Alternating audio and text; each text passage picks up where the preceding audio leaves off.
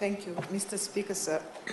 The Fiji Care Bundled Insurance Package provides insurance coverage for all social protection program recipients under the government social protection program. This includes the Poverty Benefit Scheme recipients, Care and Protection Allowance recipients, social pension recipients, and the Disability Allowance recipients.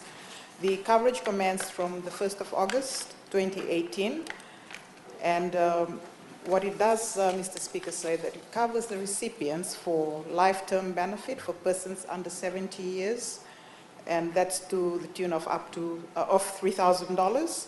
Then you've got the funeral benefit for all persons, including those over the age of 70 to 75 years of age, and that's a cover of $1,000 for funeral assistance, accident or injury for up to $3,000, and fire for up to $3,000.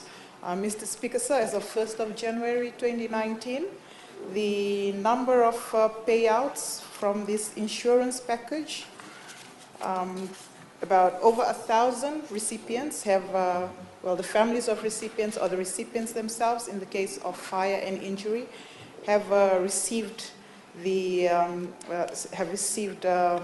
insurance cover, and that's to the tune of $1.7 million as of 1st of Jan this year. What it has done, Mr. Speaker, sir, is that previously, prior to this, we used to receive a lot of calls from families, particularly when their loved one passes away.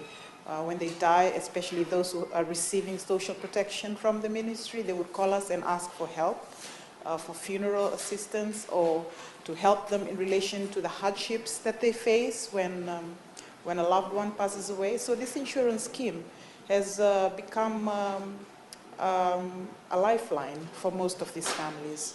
And it's been administered by Fiji Care as the underwriter for this.